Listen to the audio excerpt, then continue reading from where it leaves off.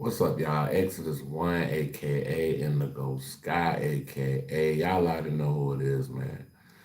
Trigger ranking the trigger man himself. I want you to like, subscribe, share, definitely hit notification bell if you like to um, support the channel. Cash app in the description. If you like to follow me on any other platform, everything on the top of the description of my YouTube video. With that being said, let's get this show on the road, guys. Hey, I'm watching the game too while I do this, y'all. So please forgive me.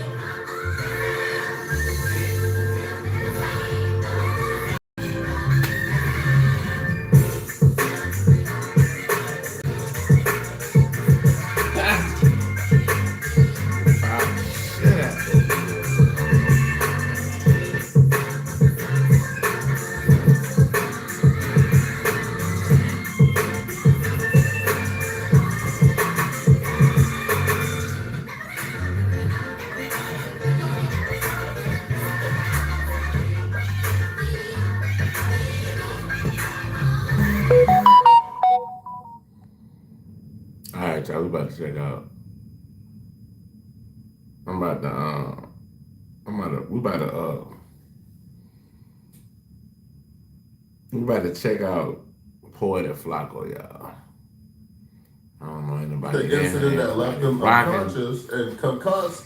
Well, an official investigation has been launched into Ray J as well. Ray J got beat up so badly that not only did Aiden Ross has been. Today has been a very bad day for Ray J. On top of the incident that left him unconscious and concussed, well, an official investigation has been launched into Ray J as well. Ray J got beat up so badly that not only did Aiden Ross come to his live stream to announce they have officially opened up an investigation into Ray J, but they put out an entire press release to announce they have opened an investigation on Ray J and what went down the other night. Comes to Ray J, for example, saying what he said, I need to figure out what the on, bro. I do. Ray J, obviously what he said after the fight, super hot not throwing a punch, like in the first round. We need to look into that. We need to investigate that. Super hot has been nothing but a great fighter, and he's been great, and Super looked like himself in the second round. Now, do I know why Ray J said what he said? No, I don't. And we're gonna figure it out. Jordan and I are taking it very seriously. They don't like that. I don't understand. I really don't. So I'm gonna get to the bottom of that and I'll figure it out. The actual fight wasn't rigged. Like, he knocked Ray J out. He might have been like, oh, bro, like, we're supposed to spend money. If Super got knocked out, or if Super lost, that would have been a different discussion, but Ray J got knocked out. So technically the fight wasn't those money because Ray J did knock him out when supposedly, oh, you weren't supposed to do that, bro. We took a loss that night. So that's my whole point. Aiden Ross hit it right on the head. Precisely, my friend. Ray J got beat up. Ray J got whooped on like he stole something. Ray J got treated like the red-headed stepchild. But Ray J is from the West Coast. Ray J is a part of the game. Having squabbles is a badge of honor. So once you get exposed for having zero squabbles, Ray J squabbles are so non-existent, I don't think Ray J can defend himself in real life at this point. Ray J squabbles is like zero. So once you get exposed to that degree in that fashion, if you are Ray J, you gotta come up with something quick on your feet. You have to have a very creative excuse as to how you been gangbanging for 30 plus years of your life, but you look like a 12-year-old, 6th grade little girl will beat you up. You look like a 12-year-old would give you the business if you guys was ever in the streets. Bro said it look like a 12-year-old give you the beats out here, my nigga. You gonna get the beats.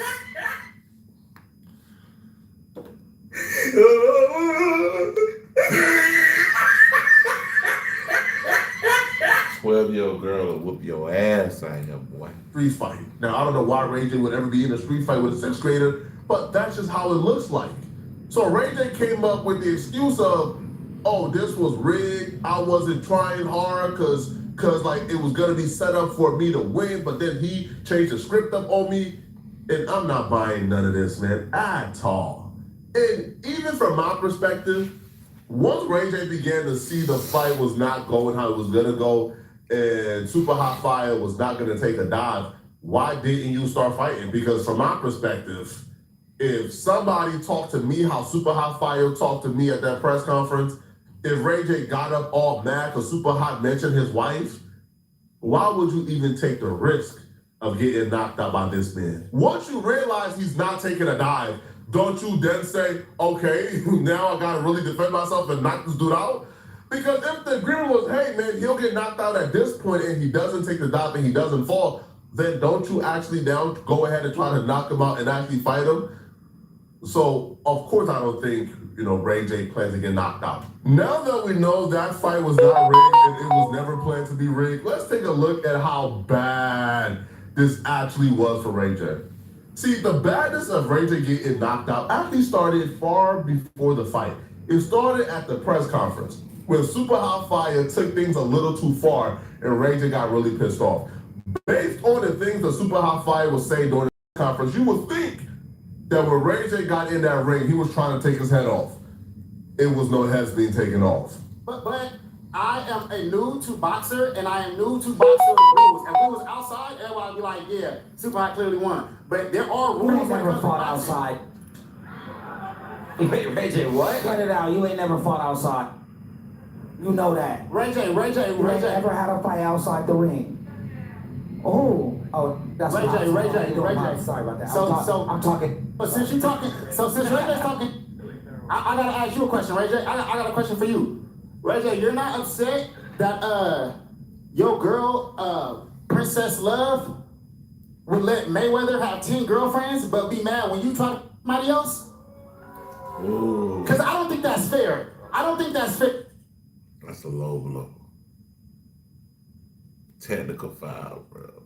Flag on the motherfucking play, nigga. Flag on the play, nigga. Damn. That's fair. I don't think that's fair. Hey, you gotta stand up for yourself. You gotta security. So slow, man. You gotta do it fast. No, I know they gonna come get me. That's why I'm doing that. I know they gonna come. I'm not. Bruh, I know they gonna come get me because I know you gonna whoop my ass out here.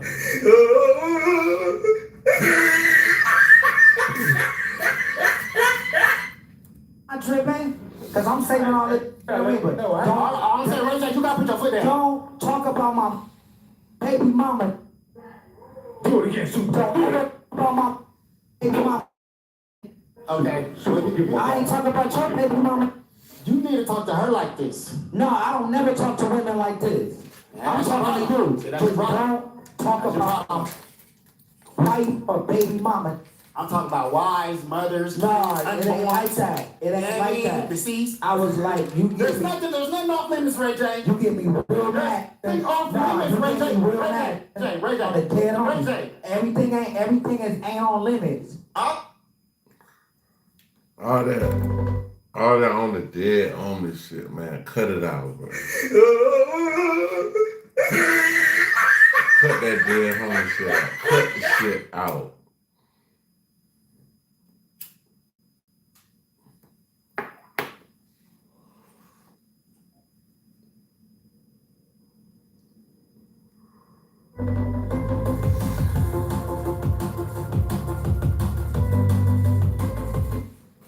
I I learned a long time ago that West Coast dudes have no squabbles. Oh, West Coast gang members or West Coast people in I'm general watching the game. don't I'm know watching how the to game. fight. But because I got a lot of love for Ray J, Okay. We got 8 point wanted game. to believe it and be lied to. 8 point but game. when Ray J told Super Hot, you never had no fights outside, I thought that is true.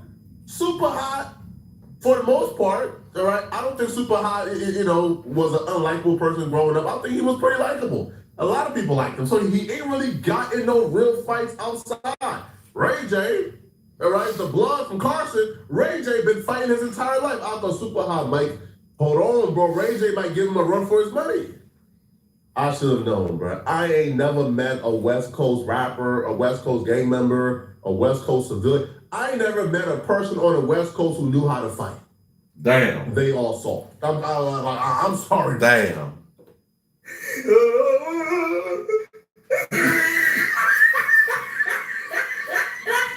This nigga said he ain't never seen a West Coast nigga that go fight. Like, Right.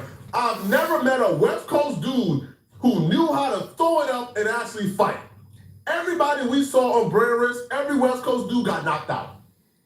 Everyone. The K-Mac the Great. He is like, K-Mac is the mascot. He's the symbol for West Coast fades. He is the symbol for West Coast fades. He went to Breris and he got knocked out by somebody who don't know how to fight. And there's no disrespect to Ruger. I just seen somebody who didn't know how to throw a jab, who led with one hand all night, didn't know how to protect himself, had no footwork, and the West Coast symbol for fades lost to that. So, but when Ray J was telling Super Hot that he's getting him mad, that he just went too low, I thought maybe Ray J's love for his ex-wife, maybe that can overcome the West Coast. You talking about his ex-wife, his baby mama, man? Fuck that shit. Bro, you can say whatever you want to say about my baby mama. I don't give a fuck, nigga. What do I look like, bro? Do I look like I really care, my nigga? Like, Curse. Maybe that can overcome the genetic disposition of West Coast dudes not knowing how to fight. Maybe that can overcome it. It didn't overcome it at all. Not. Just don't put your hand on them. That's all I can say. Just don't put your hand on them. You can say what you want to say. Just don't put your hand on them. One bit, right? Not one bit. And Super Hot Fire looked at Ray J in his eyes and disrespected him at that press conference in front of everybody. And we all got to watch Ray J get beat up afterwards. This is just bad. This is horrible, man. Don't talk about my wife, my kids, or my kids' mama. And that's it. You can talk about me, you can talk about me, and you can talk about me. But don't talk about my kids' mama. All right. You said all that to get knocked out after that.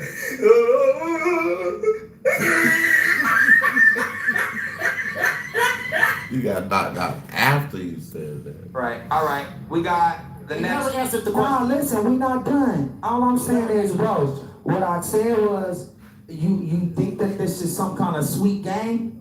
Pussy. All right. Listen. Hey, Ray J, hold on, before Ray J. Princess Love. I'm gonna beat your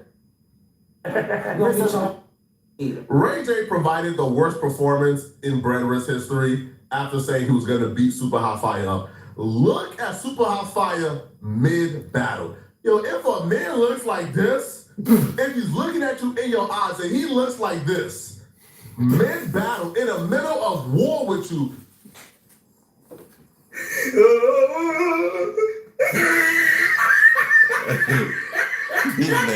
This man, Chris. This shit funny as fuck, bro. Poetic retarded. you know you're doing something Wrong. terribly wrong, right? Ray J don't even look like he has ever had a squabble in his life. Okay. Look at this. So he was.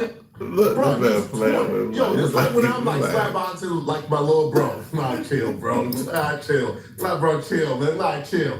He is toying with him, man. Oh, come on. Well, we can't show the actual fights, right? Oh, wow. Oh, come on, man.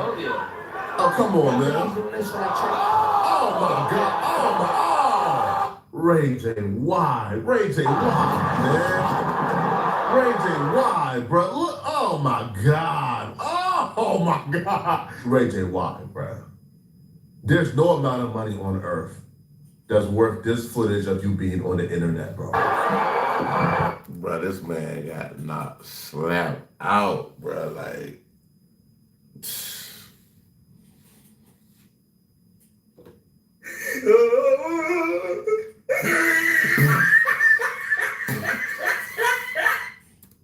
I don't care if they gave you 250,000, man. Ain't no money on earth worth this.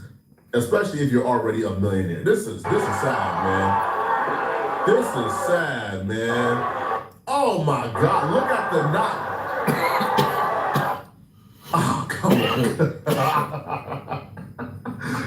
Yo, bro got knots on his head. Man, oh my God. Oh my man. God, man. Why would you do this to yourself, bruh? Ray J, man. It's the, I gotta screenshot this, man. Now we got oh my God, man. Okay. Oh yeah, no. This is the thumbnail for sure. This is for sure the thumbnail, man. There's no amount of money on earth worth this, bro. Because this has changed the perception of Ray J forever. Ray J has always had that, funny, fun guy persona for a while now. But we always just seen that as, oh no, that's just Ray J playing. Like Ray J just playing, bro. Right? But Ray J get busy. Ray J get serious. He's just playing. Now you don't have that fallback no more. We now know Ray J don't get busy. Ray J ain't just playing. And now we're gonna have to view you in that light. And I don't want to have to view Ray J in this light, man. I don't think the 250 was worth it if he got paid 250. I think he got paid more. At Piedmont, we have cutting edge technology, we have clinical trials, and we've worked really hard to bring that big hospital care into small communities.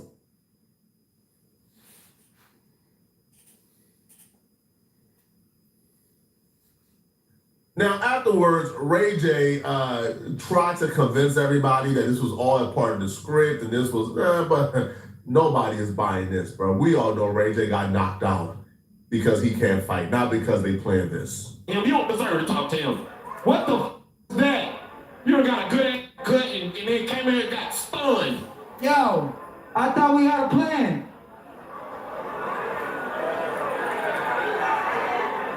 What the f did you just say?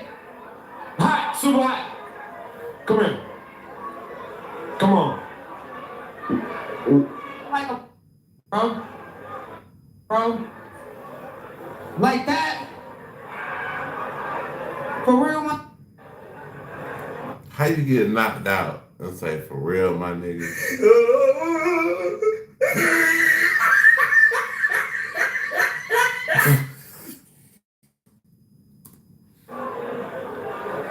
That's janky as Nigga, you janky.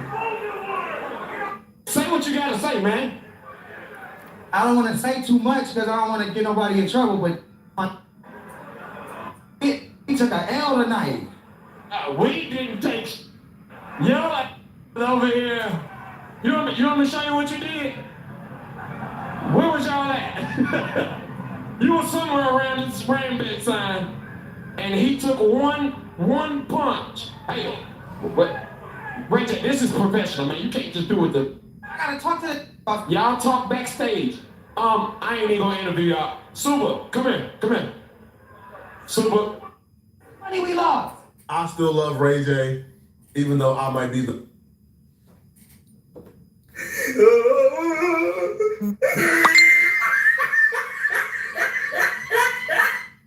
only person on planet Earth who still admires Ray J. Y'all let me know what y'all think about this, but y'all think Ray J scripted getting knocked out like this, or scripted him knocking out the super hot? Ray need to go fight super hot. I don't want to fight. Turned it on him. Let me know in the comment section, okay? If you're still watching this video,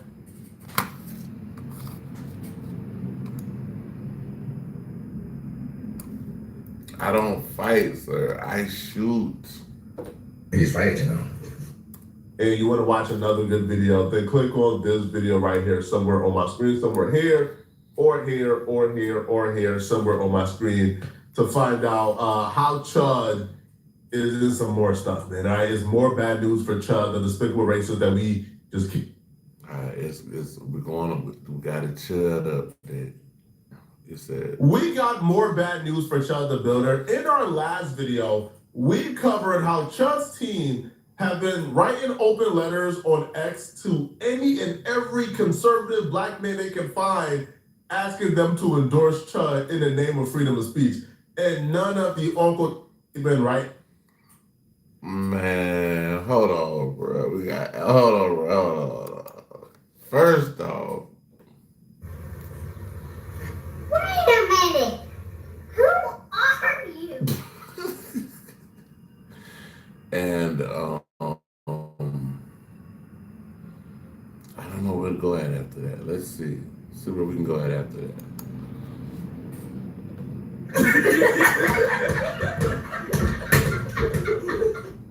Goofball.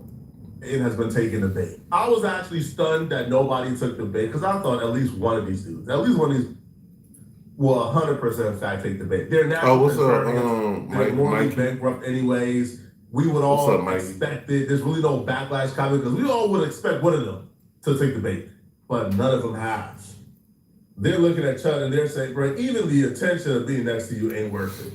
Hey, Mikey, man, we got some haters, but it's thick with haters in here, bro. So I don't know, bro. It's a couple haters in here. You know, it's all right, though, but guess what?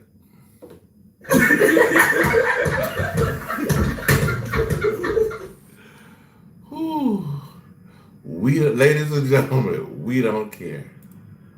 Anyway. But instead, they're making videos going at Chud. Now, a lot of these dudes, like the Hosh twins and Ulster Tatum, have weaponized their blackness by being the token black voice for white supremacists. Oh, we did and this. We did this earlier. Let me go backwards. Hold on. They still texting. It say, yo, bro, I got a song I want you to hear. I need your opinion before. So with my ADHD, okay, I cool. find I learn best with practice quizzes and not rows of text. I like novelty and I like repetition, and the quizzes and AI mode allows me to do that. It feels like a today has. So when I get off of here, man, you gotta answer the phone. I mean, you gotta answer the Instagram, bro, because I be calling you on that pickup. So I call you when I get off, and as soon as I get off live, I'm gonna call you. So pick up, dog, so I can hear it.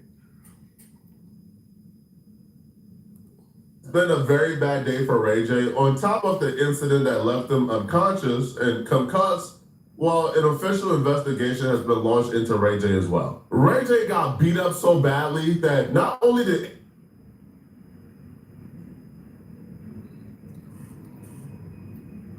yeah, the haters they left, bro. Kevin Hart just pissed off black people again and reignited the hate mob against them. I think they was like, damn, man, he's not paying attention to us. You said it's all good. That what it do, bro. That's what it do, bro. I'm gonna listen to it, man. Oh, Mikey, I want to let you hear something, bro. Damn, it's a song. I mean, a beat I made. Let me see. Hold on. It just kind of reminded me of. It was a beat. It was a little track you made. It was like an intro or something. If I'm not mistaken, this is it right here. Hold on. Let me see. Check this shit out.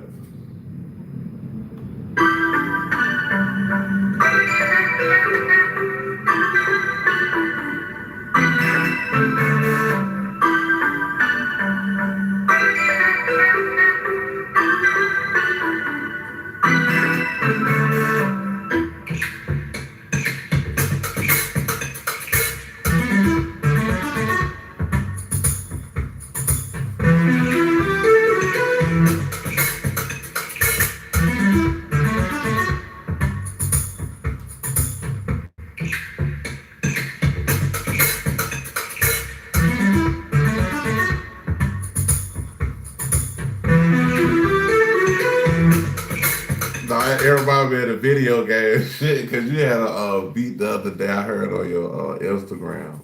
That shit that sounded like some video game shit.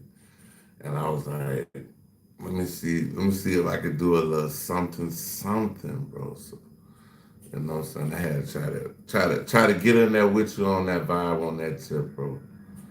On that video game shit.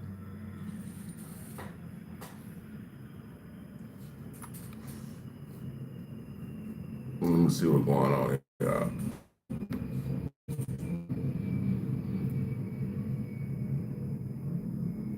We're about to check out Trap Moros, orated by Trap Moros. Yeah, I had liked that beat you made, man. I was like, okay, that shit hard. I had to try to make something like, similar to it.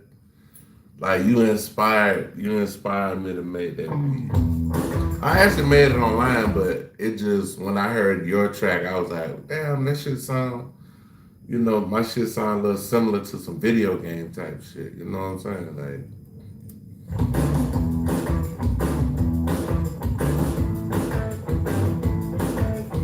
so Mikey, I might start doing lives in my back room or whatever where my other stuff at, because I got way more beats in there, bro. I got like, them my old beats, but they fire too, so.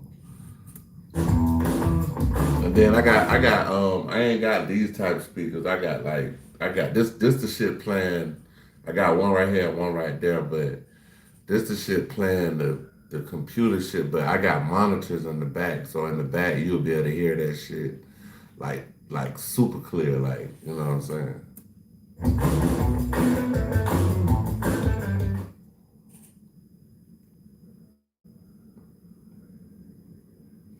This hold on, y'all. The computer got way more. Well, apparently Mr. Beast is falling off and he's doing everything he can to try and cover it up. It's a crazy thought to think that the guy that was the number one YouTuber in the game might have fallen from grace, and it might be only getting worse, okay? Because it wasn't so long ago, in 2022, Mr. Beast revealed that he was apparently being offered $1 billion for his channel. Beast recently turned down $1 billion for his channel. Man, let me get that, bro. Y'all get this Indigo Sky shit. Y'all get it, bro. For $1 billion, go ahead on. You can take that. $1 billion offer for his YouTube channel. He said maybe if it was 10 or 20 billion, I'd even consider it. Do you think that he made a bet? 20 billion. Man, watch that, bro. Paul, let's do some basic math. His most viewed video is 293 million views. That's the $456,000 Squid Game Super Bowl commercial. You do 30 seconds. What are you paying? $5.2 million. And Super Bowl gets roughly 100 million views. It's got total 17 billion views. 17 billion views divided by 100 million, because that's what Super Bowl claims. So that's 170 times $5 million. His one channel alone has generated a minimum of $850 million, and I'm calculating only one. Man, his YouTube channel grows $851 million. God damn. I'm talking about goodly mugger. That's crazy, bro. 851 million off of YouTube, bro. Like, just to turn your phone on, my nigga. Like, just to turn the phone on. Damn! That's crazy. Commercial. And then added to all the other channels that he has, I think he's right. $10 to $20 billion is the right number. Mr. Beast recently turned down. They're saying he could be worth $20 billion. He grossed 851 million. So they're saying he worth more than that. That's crazy, bro, to make that much money off of YouTube, bro. Okay, but well, I guess I gotta head back to the YouTube streets to try to get this money, man. Recently, his views have been trending downward. Gotta try to get that money, man.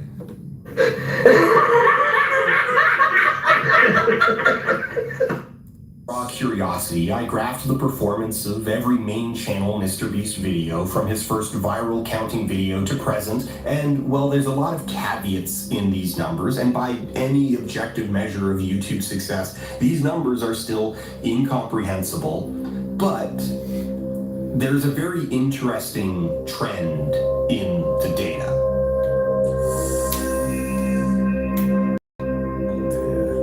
Now, this is just a single axis of a very complex operation, but if I were a metrics-obsessed business and I saw this, I might get a little spooked. Yeah, they showing that his views going down, like down. He's going down. I mean, it happens, right? It does happen. You know but the thing is, know why is it happening? So Patrick Bet David and the PBD podcast would touch on this. Obviously, they have connected with MrBeast in the past, okay? And he would basically explain, and this is happening, he's not wrong. He said YouTube is changing the entire algorithm. MrBeast's viewerships dropped 50%. It used to get 400 to 900 million views. Now it's 60 to 120 million. Why? Because YouTube controls the knob. YouTube hit a mark where they said, stop recommending the big popular channels, start recommending the smaller ones. Now, utmost respect to YouTube, but absolutely no disrespect to my... I don't know if that's fair, though. I don't think they should turn any type of knobs. Like, you know what I'm saying? I feel like you should organically grow your grow your audience or whatever. So by you organically doing it, like, the people will come back. Like Mikey was saying, you lost a couple subscribers, that they're not part of the organic circle that, like, your family, your fan base or whatever, like. My corporate overlords at YouTube, but he's not lying when he says they said stop recommending the big popular channels, start recommending the smaller ones. I've got a few channels, okay? My main channel, Trap Law Ross, look, okay? It's not getting as pushed as much as it was in the past. There might be a few reasons for that, and also hip hop in itself is a little bit declining at the moment. But my smaller channel, my second channel, this channel, booming, doing numbers that I'd never ever even hit on the main channel. I'm talking about we booming, we banking, we serving all the babies. Rap game easy, but the dope game gravy, my man. We in the YouTube streets out this bitch. We touching nearly 10 million views in a month on this channel. 10 million in a mostly long form. So 10 million, that's 4 times 10, that's 40 bands, I think. So he making 40 bands off of this channel alone, 40 bands. This little bro channel. Wu-Tang, and I don't want them to chop my head off. They are my inspiration. Nah, bro. Sometimes assimilation brings on congratulations. Like when you talk about the old school and stuff like that or whatever, like, you know, they like that. So they might pick it up, they might fuck with it. They might be like, hey, we all want to jump on the song with you. So something's going on. Don't be scared to put it out, bro. Like, hey, it ain't nothing, like, bro, Mikey, it ain't nothing to it but to do it, but you always got to try, bit, dog. Like, don't ever give up, bro. Just try, bro. You know what I'm saying? The only thing you can do is try, that's it, bro. Like, you know how many beats I done threw away, just didn't want no more? Then some of the beats that I don't fucking want, people are like, damn, that shit hard as fucking. I'm like, bro, that shit is trash to me. It's trash to me. No, but let's see what they said. But those beats were released, so hey. To the interesting thing about algorithms with YouTube, MrBeast's viewership, they said, has dropped 50%. Why has it dropped 50%? I want to hear that motherfucker though. 50% used to get these videos. Can you send it to the Instagram, dog? Oh, if you send it to the Instagram, I probably can listen to it right now because I got another phone, bro. Let's see. Send it to the Instagram. Damn, I don't think Mikey in here no more. Yeah, ain't nobody in this thing, but anyway. Videos, 900 million views, 500 million views, 400 million views. Now it's 60 to 120 million views. Now somebody said, well, listen, give me a 60 to 120 million views. Yeah. It doesn't mean it's being impacted. What did YouTube do? YouTube on the back end controls what? Go look at any of the top 50 podcasts that we follow and go to their YouTube channel. You'll notice, why is this guy down to 600,000 views? Hey, Mikey, if you in here, he used to. Mikey, if you in here, hit on one. Get 4.8 million views. Why is that guy that used to do 600,000 views down to 300,000 views, 150,000 views? What you will notice is the following. Rogan is number one podcast in 94 countries on Spotify. But on YouTube, it's who? Someone else, might have stuff. But why is that? Why is YouTube putting this? Because YouTube came out and... See, hey, y'all know we do YouTube, so me and, send it to me now, bro. Send it to the Instagram. You got it on if you got it on your page, I might find it there too. Let me see. Send it to the I might just go to your page. Let me see. Hold on one second. What is this? Oh, that's a little. And said they used to favor, because they control recommendations. The algorithms of YouTube, they control recommendations. Like, do you remember during COVID? Okay. During COVID, they're like, if you use the word, there was certain word you use on the title, it would just drop off. Yep. Okay, whatever the words were. During COVID, there was like 50 words I didn't like. Mm-hmm. If you used it, it would automatically drop off. So don't use the word. All right, so people didn't use the word. Guess who controls the knob on YouTube viewership right now? YouTube does. You know what YouTube does? I was saying, send it to me on here, bro. And it was Shit, I might just call you on long-form suggestion, and YouTube went like this and said short form. We don't want any more long-form recommendation. Guess what YouTube announced last year? Going back to long form. YouTube last year announced as of July 15th, if it's a faceless YouTube channel, we're no longer paying you AdSense. Yep. What do you mean? Damn. So whoever controls the knob controls the viewership. So there is an element of the media changing on what they're favoring now. It's purely YouTube algorithm. Watch this. In mid-2026, they just made the announcement. YouTube's algorithm is increasingly favoring smaller emerging channels by prioritizing high retention content over subscriber count. So what is YouTube doing now? They want more new people. Because imagine YouTube sitting in a meeting and they're saying, man, we're not having as many new content creators. Yeah. I don't know if this makes sense. Like if you go look at last week, Instagram did a massive purge of followership. Rob, can you go to Instagram purge last week? I want to say Kylie Jenner lost 14 million people on followership in a single day. Can you type in purge? Purge, what happened last week? 14 million people in one day. That's a lot. That's a chunk. 14 million in one day. That's a chunk. Branson Sun lost millions. Look at this, Vinny. Welcome to the greatest bot purge of 2026. Go a little bit lower, May 8th, exactly a week ago. Can you go to the names of people that lost, the amount of people they lost? Because it right there. Okay. So there was Kim Kardashian, Kylie Jenner, losing 15.2 million. Kim Kardashian, Cristiano Ronaldo lost 15 million followers in one day. Jeez. Kardashian lost 9.19. Kylie Jenner lost 7.12. Taylor Swift or 7.2. Nike alone lost 5.9 million followers in one day. They lost 5 million in one day. Damn, that's crazy. Right? So if you look at somebody whose followership gets to so basically that shit, they botted. It had to bot the shit. If YouTube might be killing the bots. That's what it is. And it doesn't change anymore. It's because you found your audience that's interested in you. They're no longer like, now you have to either make a change or a shift or get a new audience to get recommending the big popular podcast. Start recommending smaller podcasts. Why do you want to recommend the smaller podcast? Why do you want to recommend? You want young people to believe themselves. Because you don't think the bigger podcasts are going to stop. You're going to inspire the smaller podcasts to climb up. Like, you know how you'll come and you say, I don't know what's going on. I think YouTube's on my side right now. I say, hey, don't mess with that. Yeah. Because whenever the algorithms are annoyed. So this is the part that you have to pivot. You have to adjust as a content creator and find out if they want to build a media company. You're seeing the big foxes and these companies that are now bringing talent and saying, hey, do a podcast. Hey, we'll support you doing this.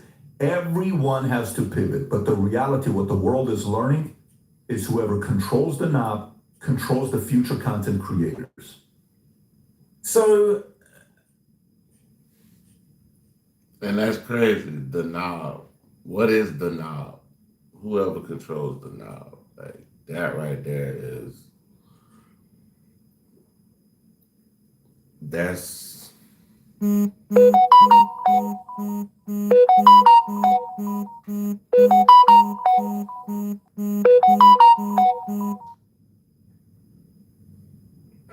Mikey, what up? What up, broski? Shit, still on live. What you got going on, bro? I'm on a cell phone. Oh, okay. Yeah, I had to walk over to the speaker because I tried to send you the file, but it was Too big? it was too. If you go to, you might email my email and this message after the.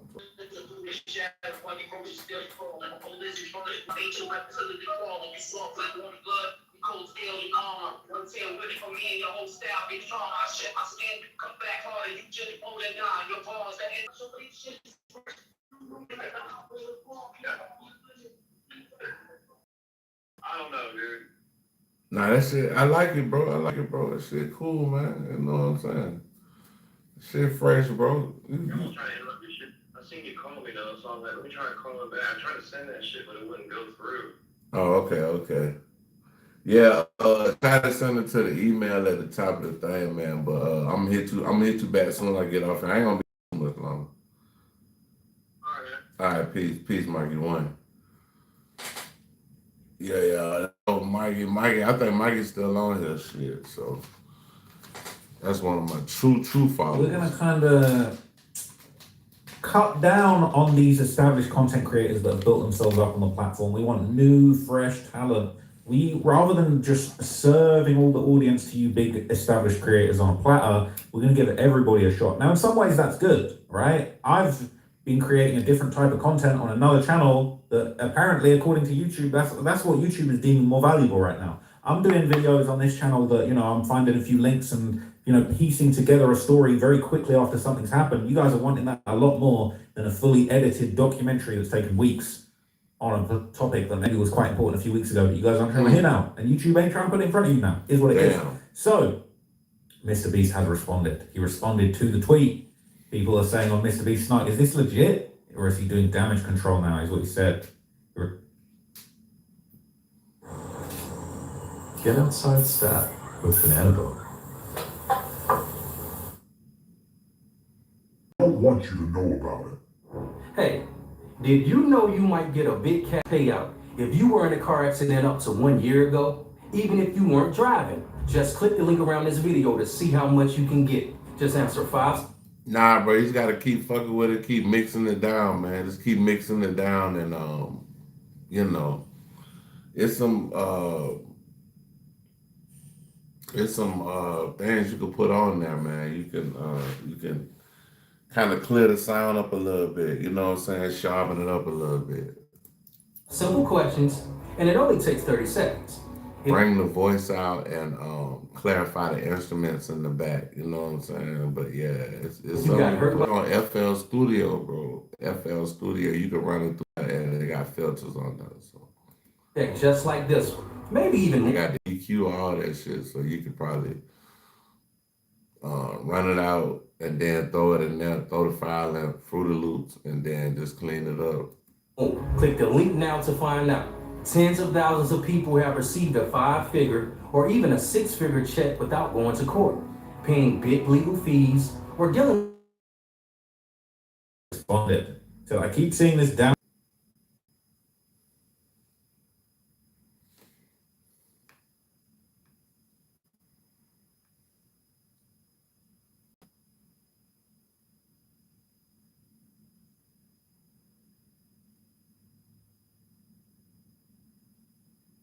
Number, I'm not sure.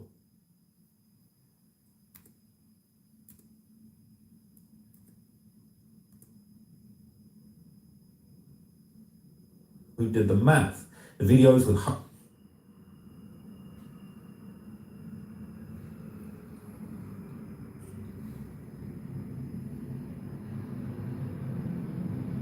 I don't know y'all can't find them, so I'm play some music in the meantime. Play a little something, Brethren, till it pop back up. Let's see.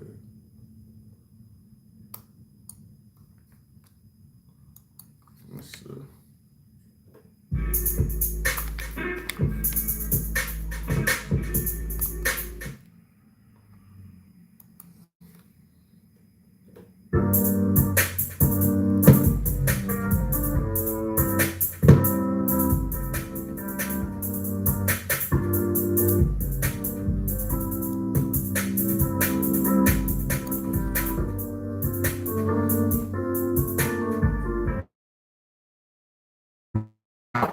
My YouTube.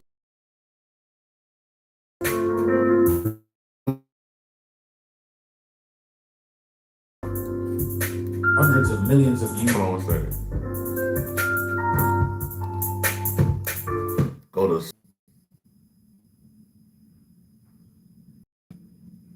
@gmail.com. Views are years old. Our videos are evergreen. They usually get 5 to 10 million views a month for years, hence why newer videos have less views. Now, some people are saying that's cope, right? Some people are saying it's not. It says PVD isn't very bright, but the 50% drop in viewership is confirmed. I'm one of the people who did the math several times in different threads. At several points, his channel was getting 1 to 1.2 billion, with a B, billion, long-form views per month. Now he hovers around 500 to 600 million. That's 600 million. That's still good though, cause like every million he getting 4 bands. So,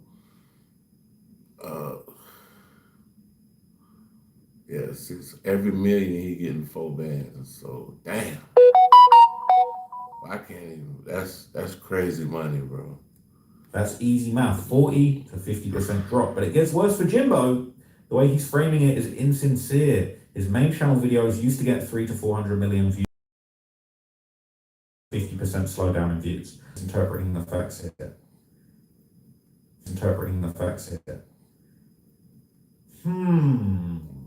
So, more than 15,000 views. When he was 13, he dropped down to 7,000 views. That's a rare drop.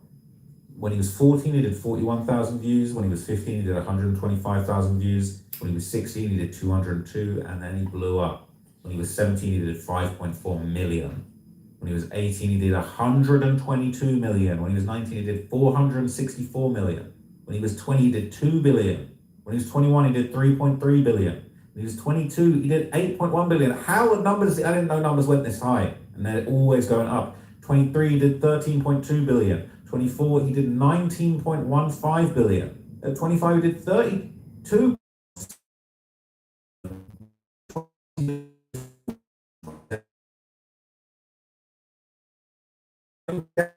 It could be going down negative 45 billion at 27 years old, bro, fell out. Bro, I ain't gonna lie, he did not fall off. I'm just gonna tell y'all that man did not fall off, bro. If you getting them interviews, bro, you getting a check. Like, bro, you do not. You can just sit at the house and chill, bro. You ain't gotta go to nobody's job, bro. You are the job. Hold on, y'all. Let me go see if I can find something else to watch right quick.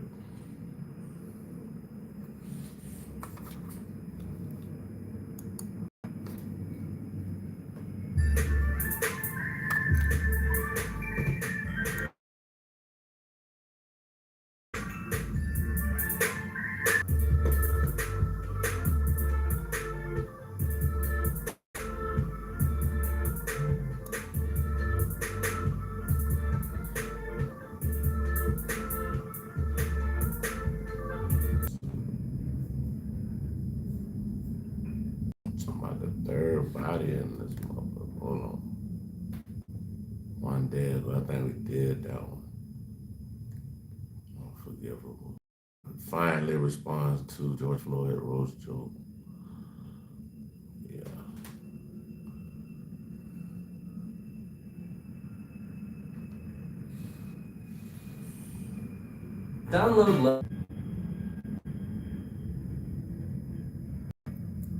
Try trying to predict the future is a hazardous occupation. The only thing we can be sure of is that it will be absolutely fantastic. I'm thinking of the... And now that's a good idea, bro. You know what I'm saying? No, that's a good idea. Willie D. We about to check out Willie D Live, y'all. That's who we about to react to. Willie D Live, y'all go check the channel out. Live. But nah, man. What's up, family? Shit. Jake Hart pulled up to the Breakfast Club.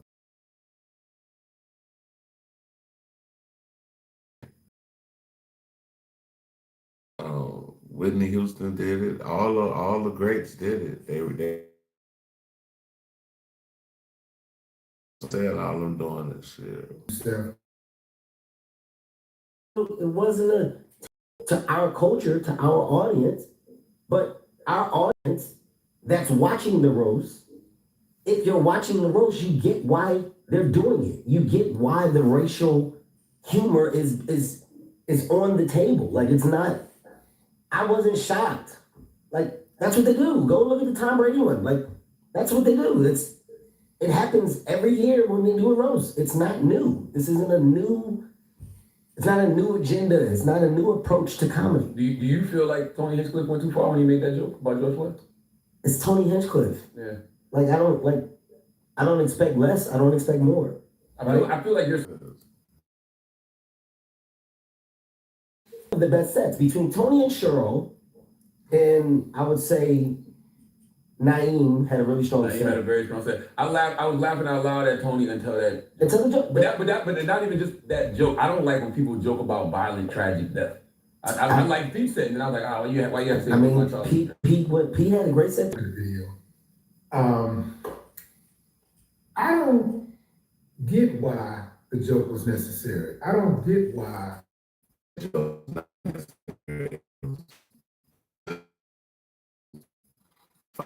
It was egregious, downright just. I expect nothing more, nothing less. It's Tony Hinchcliffe. It's Sean Gillis, right? So that's what they do. No way possible I would have had them on my show. You know what? I'm gonna do my own roast. How about that, fam? I'm gonna do my own roast. I'm gonna do a roast.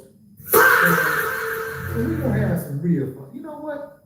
Yeah, I got that. Yeah, because I'm a comedy connoisseur. I love comedy, like I'm not in Kevin's league as far as telling jokes. I can't do all of that. But I know a good joke when I hear one, right? I'm in anybody's league in that regard.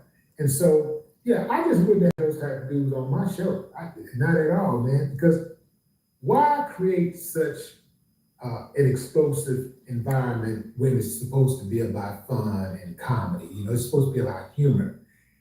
And let me tell you something that I do know about humor. Damn, bro, what the hell you eating, bro? I ain't gonna lie to you, bro. Like, it's good to fast, though. One good thing for your body is fasting. I ain't gonna lie. Just drink water, and that's it, bro. Like, you fast, bro, it'll help you. Like, I swear to God, it'll help you, bro. Like, it help you. As far as I'm concerned, your immune system, everything. The number one goal with comedy is not social commentary. It is not to make a point. It is not to advance your political ideologies. It is to be funny. Funny first. So if you can be funny first, then, and I know funny is subjective, but if you got half of the damn country up in arms by the joke you told, you probably went too far. Yeah, you went too far. You went too far with that shit, bro. That was, nah, bro, we ain't doing that. Damn, sure ain't doing that. Hey, yo, what the fuck? I do know that there are certain people that are off limits. They can say what you want to say. Oh, I heard them tell a joke about this person or that person. Yeah, every now and then a joke can get told. But if that community step up and say, we are offended, you are not going to hop on a big platform or any platform. If you have a large platform, you are a major star. You are not about to get on one of those platforms or even your own platform and be the Bro, it's like, man, like you got that.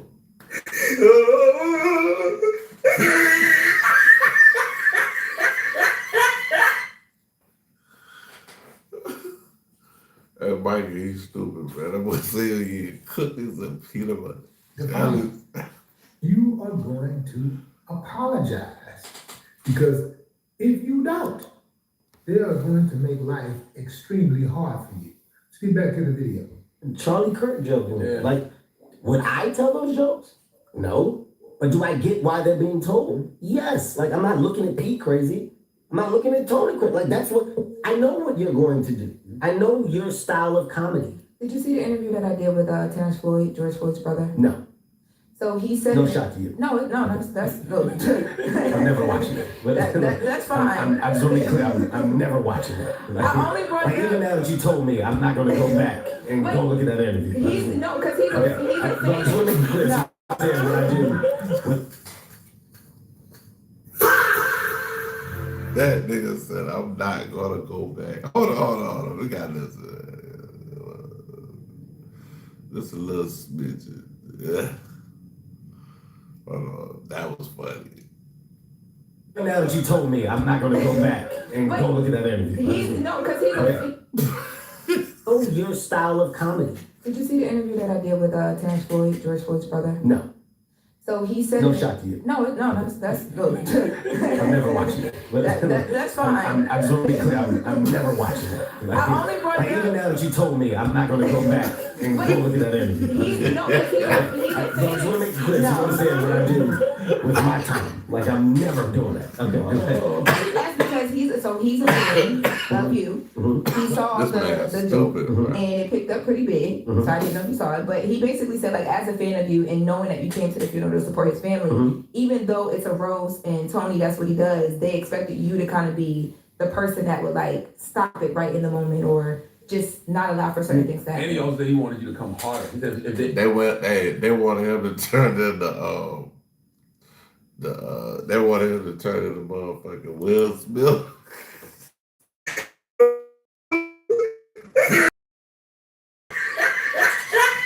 They wanted him to turn shit out this man. I'm in my dead dad. Said side of him. And that was a lie, right? That was crazy. Yeah. And that was a lie, right? That was crazy. Yeah, that was Regina killed that. Right? Just like you probably should say killed that. The jokes about Kevin was on a slave, like what shit? So my shit. So my last note for all attached to this is very simple, okay? Whatever the headlines or whatever the dialogue is, my rebuttal is simplicity.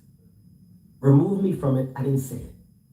If you are upset that the night went on, that's a different conversation. It's nothing I can do. It's a production. It's a live production. I'm not compromising the live production for a live production.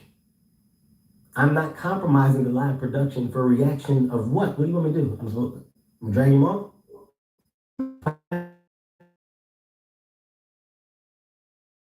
I agreed to do. That's not the job at hand. The job at hand was to produce a successful roast, which I did. I also got the rebuttal. I also got to say shit at the end. What are we dealing with here? I'll say it again. Made sure that the family felt supported. Made sure that all things there were actually cool. Stack, let me just call you, man. Captain so Jack. I can explain to you like the world of the road. X, Y, and Z. Goddamn Captain Jack, but that boy. We had a great conversation. But that's what I mean when I say, hey man, let me call the one person after. And that's before whatever you're talking about. That's immediate. That, hey, Tony threw one out there. It's this and this, but you do know that that's what this shit is a roast. But I just want you to know from my side, that man is on his own. You ain't lead with that, Kev. You should have been leading with that the whole time. I don't need to. I just want to know you can. I don't fucking need to prove to people that I give a fuck. Yes, you do. No, I don't. It's this time. This one. No. Yeah, this one. No. If you open that door, then that's the door that people expect. Why the fuck do I need to do that? I think it's knocked the park in his closing. He knocked it out the park, Those were the standouts to me. That's what I saw. Those were the standouts to me. Now, addressing the part where Kevin said, they talked about my dead mother and this and that. Well, from what I understand, that was a conversation that was had, and they had to submit the jokes that they were going to tell to Netflix. And I don't know if they stayed all the way on script. From what I understand, those jokes had to be submitted, and everybody kind of knew what was going to be said before it was said. So Pete supposedly knew they were going to talk about his dead daddy. Cheryl knew they were going to talk about her dead husband who committed suicide, and Kevin knew that they were going to talk about his dead mother. So they were all in agreement before they even sat down to do the roast. So that is extremely different from telling a joke about George Floyd, who did not have a representative there to speak on his behalf on whether or not that would be in good taste or that would be something that they would agree with. Kevin said that he spoke with Stat after the fact. Stat really good friends. They were childhood friends. But, George Floyd also has a mother, a father, sisters. He has brothers. I believe Damn. He got brothers. Yeah. You gonna make me And go he got get a some daughter, cereal. I got some Alicia, cereal. granddaughter. You gonna make me fuck family and around other and eat people some that love cereal. him. You gonna make me go get some goddamn.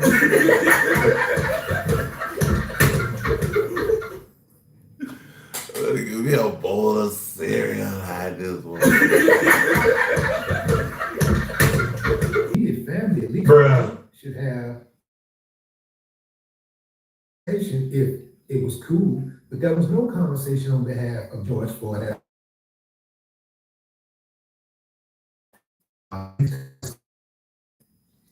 Right after the joke was told, he didn't get a chance to Cinnamon say Toast how he felt Crunch. about I got some of that in here, but I got that Captain Crunch in here too. According to Kevin, he called him after the Captain joke, Crunch. and they had a conversation. That Captain Crunch. Tony Hinchcliffe and Sean Gillis. I didn't have to watch because I know what they're gonna do. I didn't have to watch it, but I watched it anyway. You know how you kind of watch around something like, I don't really care for these dudes, but I'm gonna watch it because I like these guys. I like Kevin. I like, I like Cheryl. That type of thing. I didn't know Cat was gonna be there, but there were other comedians. Plus, I want to see. It's a roast, so you get an opportunity to laugh. Hey, man. Plus, you got to stale Captain. Hey, brother, hey, the Captain Crunch came to a stalemate out this bitch. Stalemate. Sign me up. Life is tough out here, man. This quiet, wild, crazy, beautiful world can be tough at times. So you can get a little relief, man, to relax and, listen to some jokes and be joyful. I would say, take the leap. But what say you, fam? Drop a comment. I'd love to hear your thoughts. And do you think that Kevin's explanation was sufficient? That's a good question at the end of that video. That's a great question. That right there was a great question.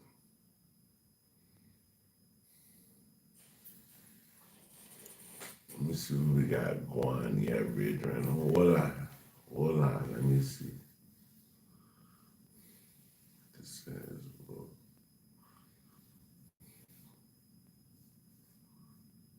damn, what? A crack user. Hold on, bro. We gotta go to Poetic Flacco, bro. Tomorrow. What they said? It said that boy Rick Ross, a crack user, and 50 Cent is broke.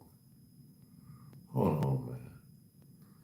Let me see what's going on with this right here. Hey, hold on, bro. Hold on, Richard. Hold on.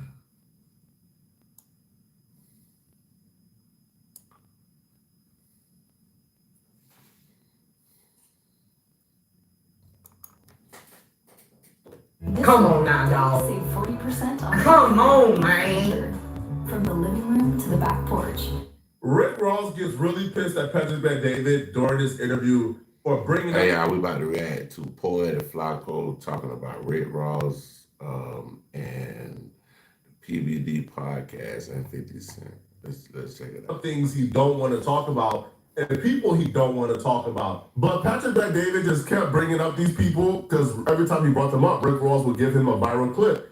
Now, eventually, Rick Ross' commentary on one of these people backfired when Patrick Bet-David would fact-check him in the middle of Rick Ross hating on this person. But the first person that Patrick Bet-David brought up that Rick Ross didn't want to talk about was 50 Cent. But when 50 Cent name came up, Rick Ross took the opportunity to expose that 50 Cent apparently lives in a 2-bedroom shack.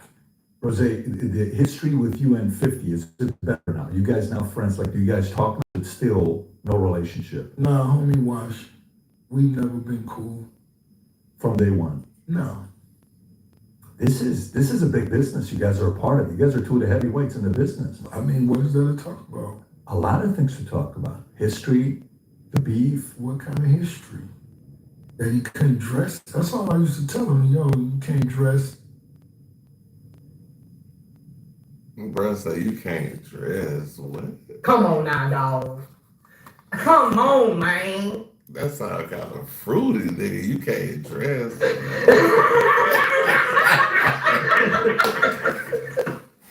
And that sounds kind of fruity right now, bro. Like, you can't dress. What?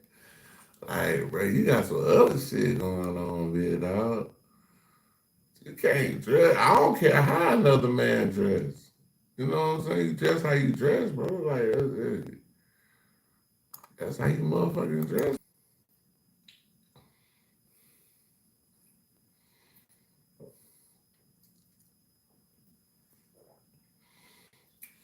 Yeah, I don't know. You know, 50 petty, bro. I love 50 though. That's my Not name. really getting no money, you don't own No, I like both of them guys, but I like 50. I just like the way 50 is like petty.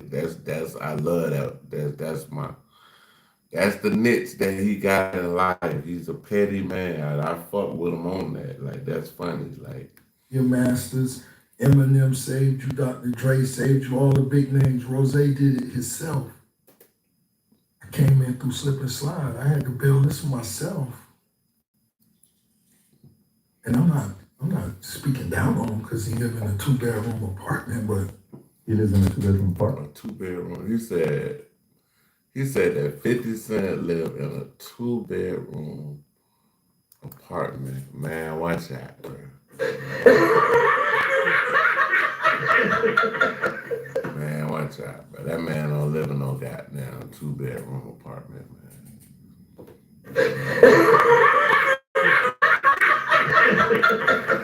Stop the cap. Stop the cap. Stop the cap right now. No voice. Apart? 2-bedroom. Catch the alley hoop now. You gotta run by Yama this bitch. Apart. Yes, he They does. gotta run And by if he Yama, does, bro. what does that say about him? Gotta run Come by on now. Yama. It's the alley hoop. Come on now. What does it say about him? You're saying 50 lives in a 2. He just did a big documentary on video. You said that 50 lived in a 2-bedroom apartment, bro.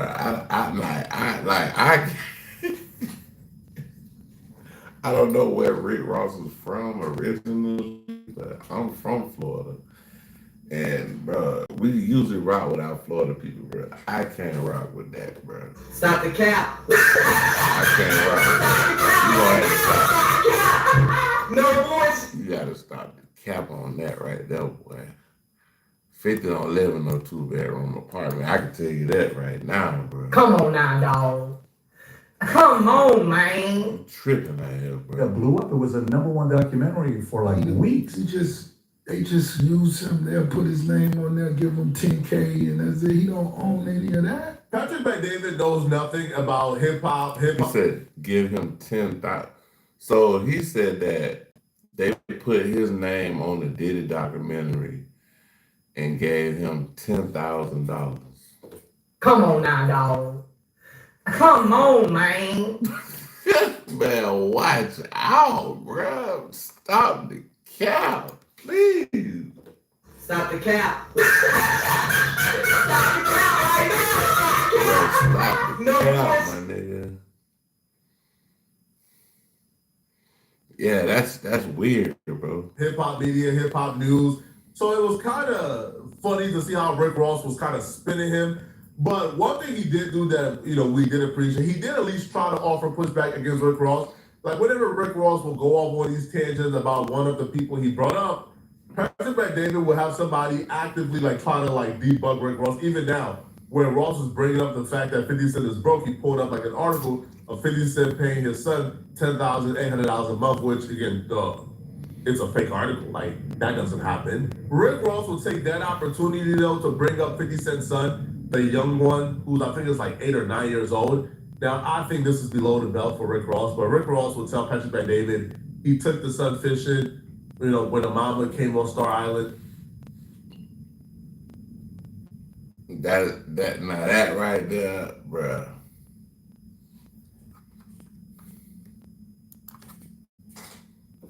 Come on now, dog. Come on, man. Damn!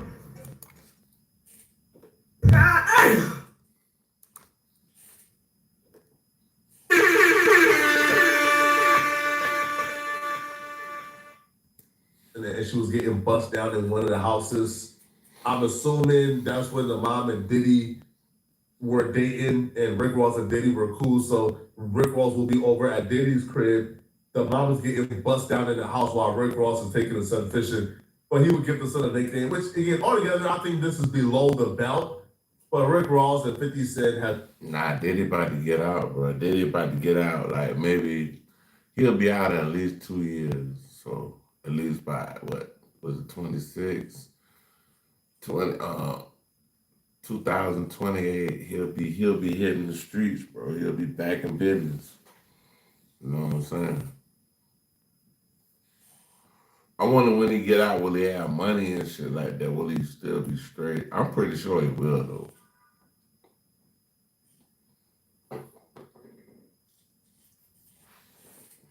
I'm pretty sure Buddy gonna be all right. He'll be all right. The unbelievable too, I know his younger son. I met his younger son. I took his younger son fishing before.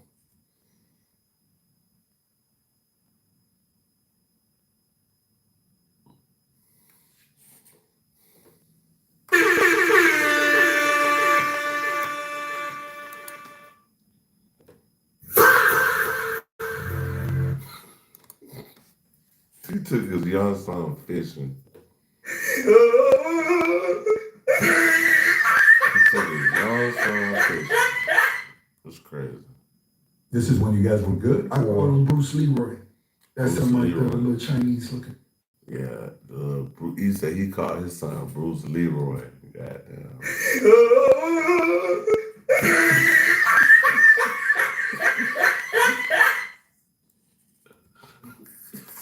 Yeah.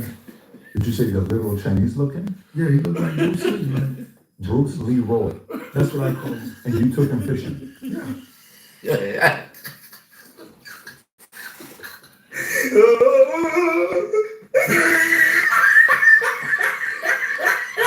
Hold on, bro. Hold on. We gotta run that back, bro.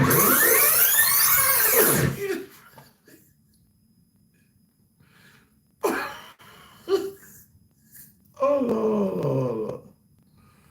Oh my God.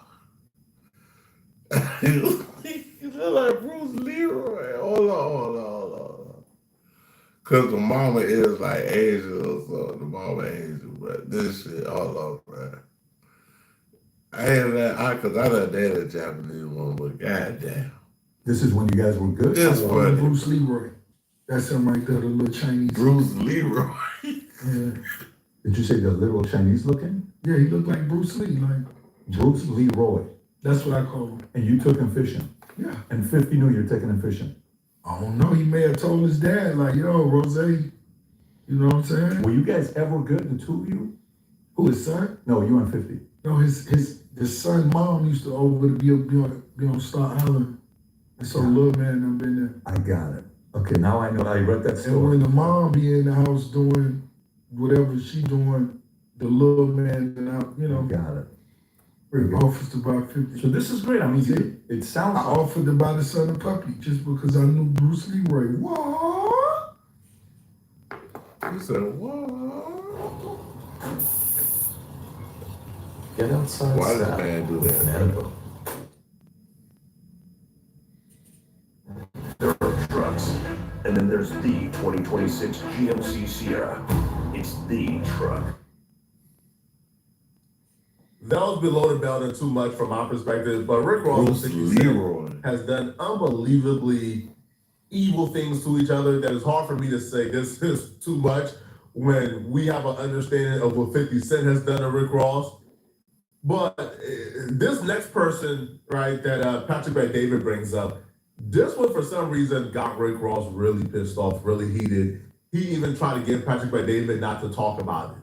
Like, he tried to get him like to switch subjects, but Patrick Bet David wouldn't. So because he wouldn't, Rick Ross just took the opportunity to levy some serious accusations against him. But there was about a period of my life that I kept bringing people on because I wanted to find out who killed Tupac. Damn, this is not this. It might get interesting right here, y'all. It might get this might get spicy, a little spicy, my nigga. So I brought on Freeway Rick Ross. I don't know what it was, probably 10 years ago. I did a podcast 2 times with him. Oh, you talking about Rick Ross took his name from another man. His real name was Rick Ross, and he took his name from this dude. But this dude was like the truth, like the real truth out here. Like, this man was running drugs from East Coast, West Coast, damn near like 70% of the drugs coming in the country, this man had his hands on. And he came on and we spoke, and your name came up. Because in the lawsuit, he tried to sue you twice. I've never seen somebody try to sue somebody twice. That at the end, is it true that at the end of the lawsuit, he had to pay for your legal fees? By now, everybody pretty much knows the story. If you guys are not aware, right, let me remind you guys of some age-old lore that you should be aware of if you're watching the channel. There's a guy from California called Freeway Rick Ross. Now, Rick Ross' entire story in terms of his drug dealing past, being a kid, that right there was Rick Ross imitating the life and career of Freeway Rick Ross. Rick Ross was a correctional officer. He ain't never sold drugs, but Rick Ross rapped about a lifestyle that Freeway Rick Ross thought was Rick Ross imitating him. So when Freeway Rick Ross, when he got out of jail, Rick Ross sued the rapper Rick Ross for essentially like copyright infringement, for stealing his life story without giving him any credit. Now, I couldn't possibly understand or know how Rick Ross thought he could get money from the rapper Rick Ross. I just don't understand, like, how he, like, what crime would that have been, right? Like, yo, if he would have won, imagine how many other lawsuits there would be, right? Like, imagine how somebody, hey, listen, right? It was stupid, but he sued. Now, not only did he lose the lawsuit, but he owed the rapper Rick Ross lawyer fees. Now, the rapper Rick Ross hates to talk about the real Rick Ross. Like, he hates it. Like, every time his name is brought up, it's very short. Now, this time around, he took the opportunity to expose and levy some serious accusations against the real Rick Ross. Now, one of those accusations being that the real Rick Ross is a crack user. He wasted a lot of people's time. I hope he's coping with the crack addiction that he's been dealing with this whole time. And crack addiction. I hope your listeners, I hope you didn't disappoint your listeners listening to that shit.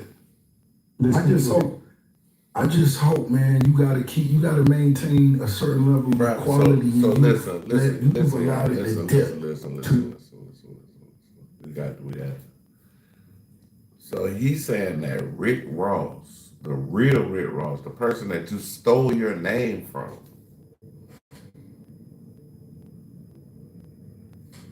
he smoked crack. Let's run. Hold on. We gotta run that back. The person you stole your name, you stole his name, and he's a crack user. That's hold on now. Crack addiction that he been dealing with this whole time, and I hope your listeners, I hope you didn't disappoint your listeners listening to that shit. Bro, this man was one of the biggest drug dealers in history. I doubt, I'm talking about like 1,000%, bro. Like 1,000%, bro. That Rick Ross ever smoked crack. I doubt that like 1,000%, bro. 1 out of 10, 20. I doubt that seriously.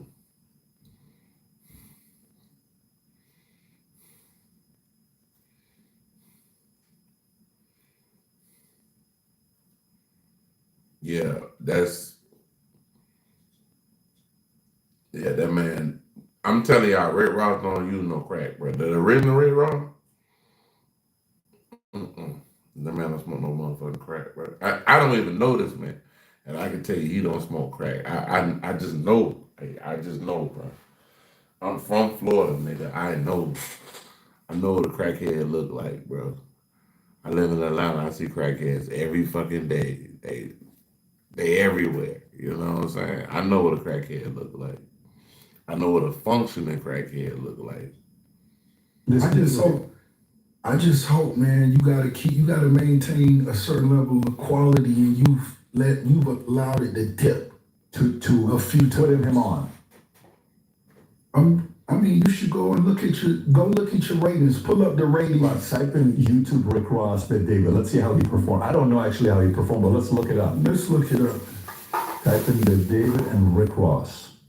Watch the cult guy come up first. 1.6 million. The cult guy. No, but right there, that's Freeway Rick Ross was what, 6 years ago? Click on that. I think it performed pretty well. It did okay, 1.6 million. You want to go to the comment section? Let's see what the audience said. Rick Ross actually comes back and revisits and double down on accusing Rick Ross, the real Rick Ross, of using crack. We'll get there shortly. But I aspire to be the hater that I Rick.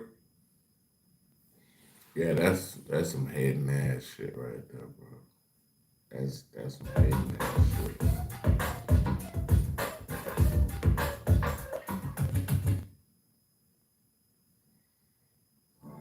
DJ, we're leaving. Is my Old Spice in there? I think I'm gonna stay. Ross, it says, man, listen, man, like, you wasted your time bringing him on, huh? Then they pull up the numbers, and dude got 1.6 million views for an interview, right? Listen, the real Rick Ross interview will probably outperform the rapper Rick Ross interview. That's just a fact. So then, Patrick McDavid is petty. He then begins to read the comments, and all the comments is positive and pro the real Rick Ross and anti the rapper Rick Ross. So the rapper Rick Ross begins to read comments that don't exist. So he just begins to make up comments in his head that don't exist. And then he tells Patrick McDavid that he is diminishing the value of his show by bringing up this dude because this dude ain't nothing. And then he revisits the crackhead accusations and further and double down in accusing the real Rick Ross of being a crack user actively. I'm trying to see, I'm giving you my last alley hoop, and I'm trying to see what you're going to do with this. It's not an alley hoop. This is. If you don't respect everyone, then you're disrespecting yourself. This is. Like this man. Informant / crackhead. Was he the reason why you named yourself what you named yourself, or not at all? Was there any influence there? He's a crackhead. What are you talking about? Pull up crack. Pull up smoking crack. Freeway smoking crack. This is what you should be talking about on your. You let me down. You disappointing me because where's the crack? Pull it up. I don't see it. Pull up the headlines.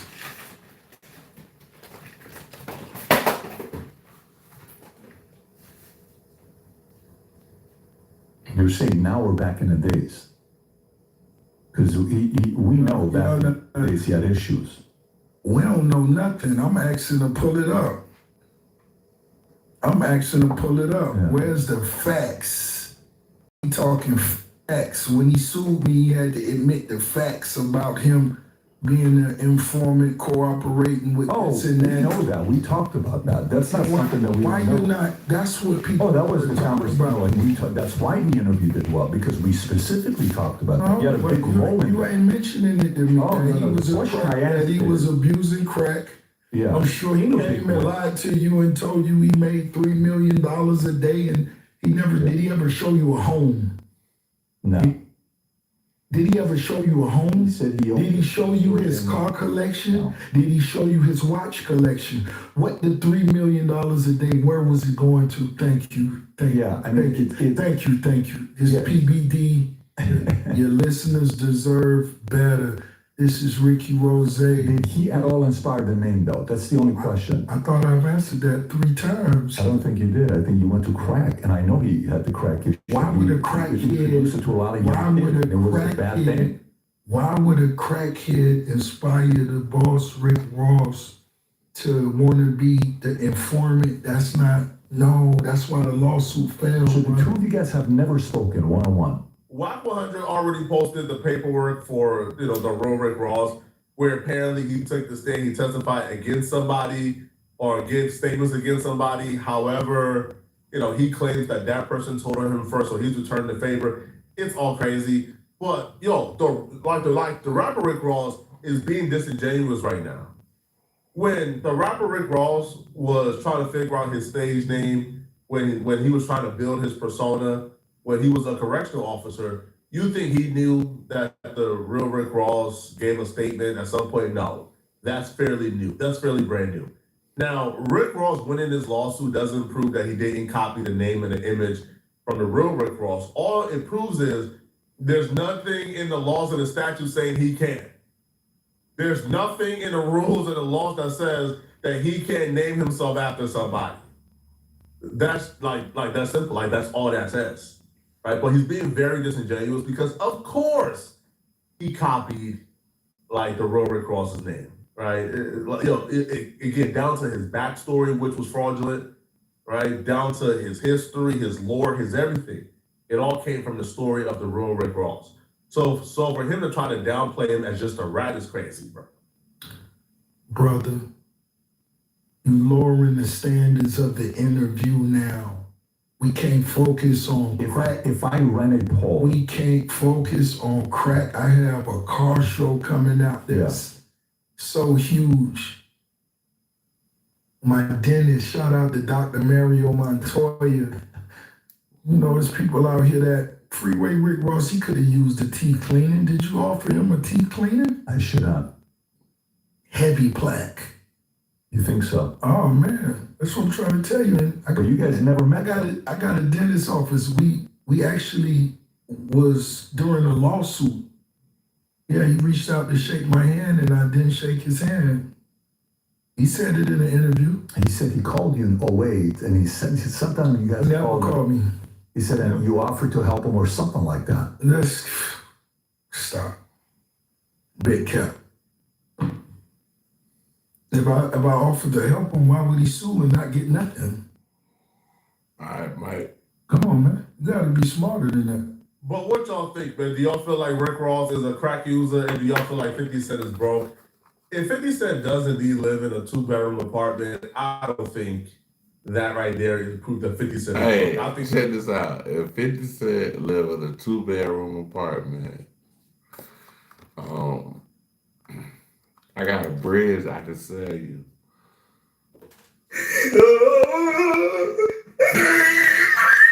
Got a bridge. I got you, bro. I think 50 Cent has like $100 million movie studio at this point. 50 Cent just got $60 million from Stars. 50 Cent is doing great. Okay, it's bro. Peace, man. What? But y'all let me know in the comments section what do you guys think. If you're still watching, then click on this video right here somewhere on my screen to find out how this Breakfast Club interview just ruined Kevin Hart's life, and everybody is upset at him because of it. All right, we gotta go to the original rude boy.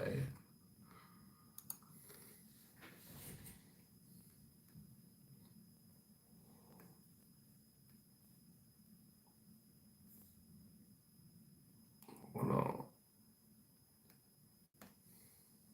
A lot of shit to do. Let me see.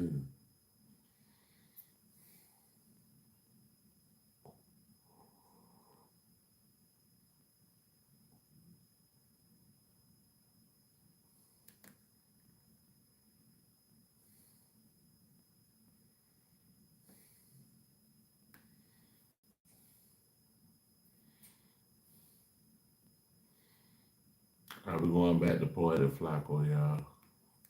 DJ Academics and Sneeko.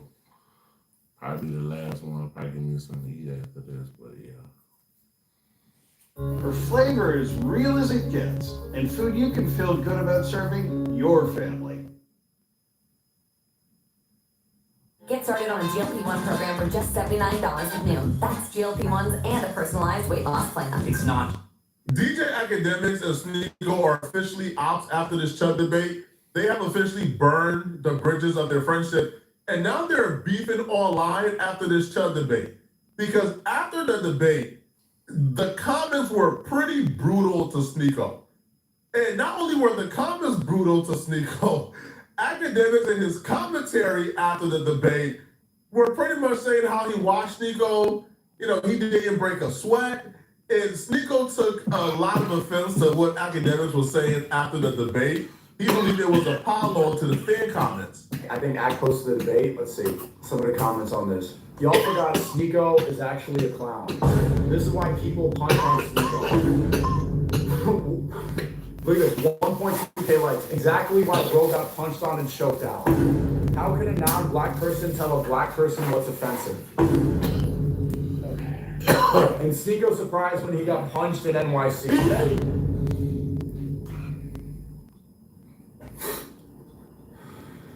A non-black telling blacks how to feel about oppression will never be okay.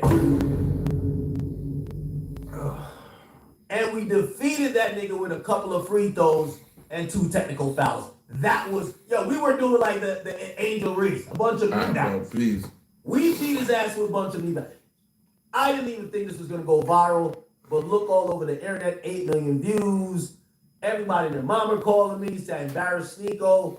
I have to tell each and every one of them, that's my friend. I'm still cool with them, but I vehemently disagree with them on this, and I have to vocalize it because if I allow his voice to go uncontested, people might think that's actually facts. I wasn't even thinking about it in the wins and losses until Sneeko came back up last night, wanted a run back. I'm like, okay, it's round 2. Okay, all right, so it's okay. It's okay. Sneeko, I know your community might not be the most proud of you. I'll give you a run back. Hopefully your logic is a little bit better. They ran it back for part 2, and I mean, like, nothing changed. Like, people who were rooting for Sneeko continue to root for Sneeko. People who was rooting for Academics continue to root for Academics. Nothing in part 2 really helped change or sway the public opinion. It stayed where it is, right? People thought that Academics got the best of Sneeko round 1, and round 2, nothing really changed, to be honest. Because Sneeko, to his credit, was taking the unpopular stance. Like, the stance of defending Chud the Builder was the unpopular stance. So if clips hit the timeline of anybody rebuttaling or offering up any type of resistance, of course you're gonna get roasted. Of course you're gonna be told you got destroyed. And being told that you got destroyed would be easier to swallow if the person being told that they destroyed you was not on lock. So he tried to rebuttal Chud the Builder. No, sir. Letting the world know, yeah, bro, I destroyed him. But again, is Academics right? Is his right to gloat? Is his right to do, his celebration? I beat you. Hey, the Bulls championship. It's a lot, right? It's a right. And academics took full advantage of this moment. Now, I would think that after y'all debated for a second time, that y'all could both say, you know what, we just disagree, y'all go by your separate ways, and y'all squash it. But no, all right? Both these dudes have been throwing shots at like each other after the second debate. So academics was doing an interview, I think, with Myron. They were debating too. During this debate, academics called Sneeko irrelevant, where Sneeko took great offense to. A whole different race. You're comparing Israel Palestine to this? Yes. Hold on. Wait. Hear what I'm saying? Sneeko is a fucking irrelevant commentator. Why they put his name on the bomb? Just like how Chuck is an irrelevant streamer. But you know why? Their rhetoric matters that much. Well, why is that chipping out since the debate? It was respectful. I told you guys, what the hell? If I'm a relevant one, you wouldn't be talking to me. Why would you speak to somebody and debate them for hours if you thought they're relevant? Second, yeah, I'm relevant enough for the IDF to write my name on their missile, write it on their bomb. What? Irrelevant to Israel? Obviously not. If Israel cares so much about the propaganda in our country, they saw how much they were losing and invested $7,000 per influencer to support them. Their propaganda is everywhere. Look how much they own Turning Point. Look, Charlie Kirk left and now Erica Kirk's in charge, and they are trying to push for more Zionism within the right. Dude, they 100% care about influencers in this conversation and what's happening. They need American support. Out of context, so what's the context? Then people, a whole different race. You're comparing Israel Palestine to this? Yes. Hold on. Wait. Hear what I'm saying? Sneeko is a fucking irrelevant commentator. Why is he? Dang, man. Niggas season, bro. Dang, man. Holy. I think he prayed to the wrong cup. I think he prayed to a Henny cup that day. Wait, damn. I've never seen him make that face before. What did I do? I kind of had a similar reaction, like, damn, like, do academics hate Sneeko? Now, maybe he meant, like, in the context of, like, bruh, yo, this is, like, Israel versus Palestine, right? Like, like, the IDF putting Sneeko's name on a missile is like, come on, bruh. Like, Sneeko is irrelevant in that context of, like, world geopolitics. Maybe that's what he meant. But still, I'm like, damn, I thought that, maybe actors hate Sneeko, man. Maybe something like took place online after the debate that just makes both these dudes just hate each other. Both these dudes go live for like 5 hours a day, so it's unclear exactly what takes place in these 5-hour lives. And maybe less of this. Sneeko sees academics make like an offhand comment for like 10 seconds that don't get clipped. Now he gets pissed off at that. Academics watch Sneeko stream. Sneeko makes an offhanded comment for like 12 seconds that don't get.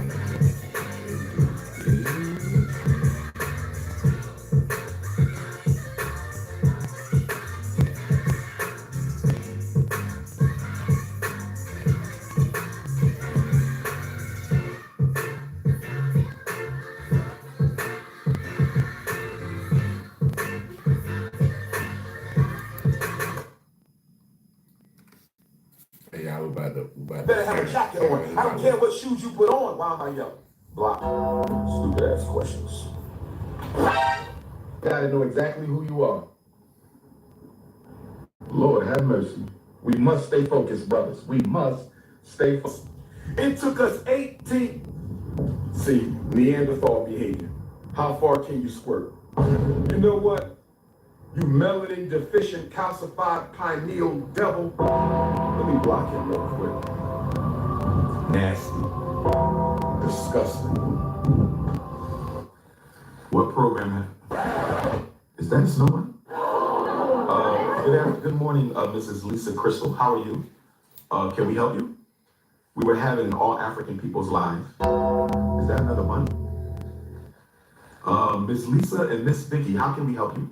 Welcome to the African Community Live. Can we help you? This is a private members only chat. I would appreciate it if the two of you would respectfully find your way back to the snow. This is an All African People's Family meeting, respectfully. So we appreciate you for checking in. God bless the snow bunny, and please find your way back to the ice. Where were we? I'm sorry? Can I sit on your chest? I guess you are one of the members of the Zesty Festy? Nah, no. You're a rainbow ganger, right? Yeah.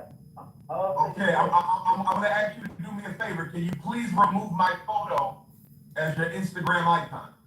I heard one coon said he can't wait till I come to his city because he gonna pull up. Then pull up then. Brother Wick, $25. Thank you, brother. You canceled the payment? Brother Wick, you canceled your $25? Must have a white girl. It's okay, brother. Love you anyway. But anyway. Sister Tammy Gilmore, you want a $2 refund? I'll be damned if I give you 8 quarters back. You don't even want to give 8 quarters to black boys? I saw like 2 or 3 ugly husband, ugly wife couples on YouTube making videos about Dr. Umar. How can you make a video about me when you look like hell? I know why y'all got married. Don't nobody want her, and don't nobody want him. I know why y'all got married, because don't nobody want her, and don't nobody want him. God forgive me. I can't post on Facebook right now, suspended for calling somebody a booty bandit. I can't post on Facebook right now because I called somebody a down low booty bandit. It's a that we say. Hold on, I got a Ku Klux Klan member on my page. Let me block this Ku Klux Klan member. I might scare y'all no more. Fuck out of here. If you are a black man with children to a white woman, listen to me, Snow Bunny loving brothers. I'm doing this seminar for the benefit of the children, not you. You done already screwed up. Well, Jalen, I look better than you on my worst day, brother. Go get your girlfriend and ask if she wants you or me. Stop playing with me, brother. You know she don't want you. She just passing time since she get a real man. But let me stay focused. When I flirt with the women, I'm flirting with 35 to 55s. When I flirt with the queens, that's for 35 to 55s, okay? If you're not 35 to 55, the flirting is not for your young, thirsty ass. Listen! I need one of my 35 to 55s to come wipe the sweat off the king. Lord have mercy. I might just stay single. I don't know if I'm gonna get married. I'm happy. I can't. See me, I ain't putting up with all this.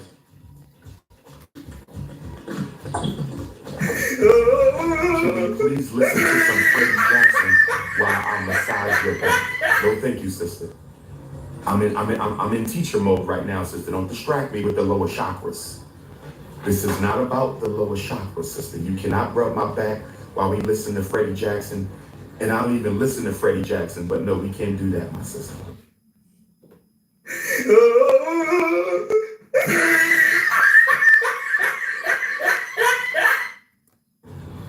It's 12:30 in the afternoon. This is not the time for procreation. Somebody said, Dr. Umar, why are you so fine? Okay, first.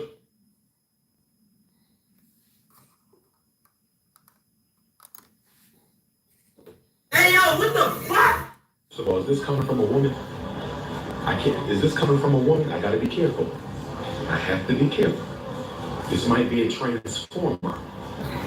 This might be a transformer. So that nigga looked around and he said that this might be a transformer. He said that shit like he was in the movie or some shit. Like he said that shit like he was in the Transformer movie.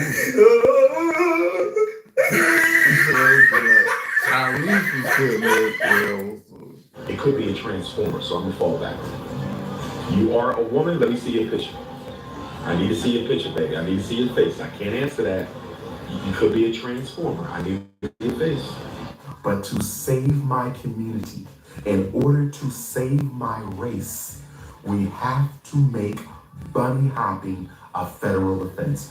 Bunny hopping must be a federal offense.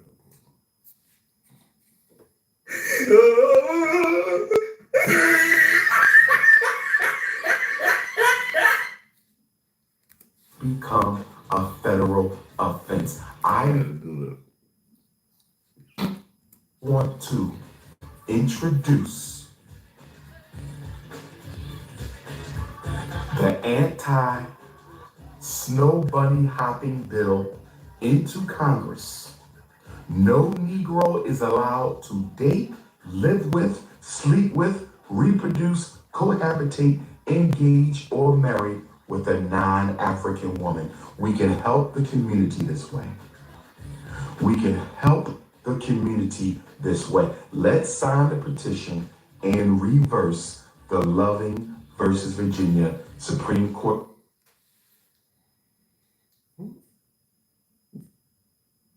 This, okay. Decision in order to save our community. I'm watching the Tank Ryan fight Saturday night, Chicago or Milwaukee. I gotta watch my man Tank do his thing. He's my favorite boxer until he snow bunnies. Once he snow bunnies, I'm moving on to Devin Haney. But it's Tank right now. It's Tank right now. Once he snow bunnies. Shit, Devin Haney girl was talking to Young Thug when he was in jail. I'm moving on to Devin or Shakur. I love all three of the brothers, but I'm rocking with Tank. But if he snow bunnies, I'm out. Once you snow bunny, we're done.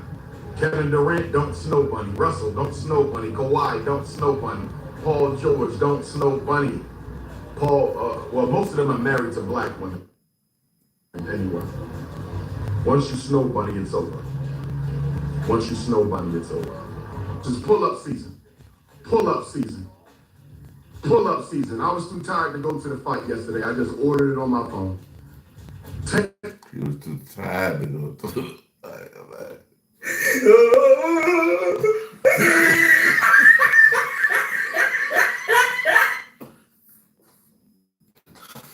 Oh shit. And that's funny. Everybody, y'all can get to be at the Karma Cafe. I want y'all to like, subscribe, share, download notifications. Peace and one, Bridge.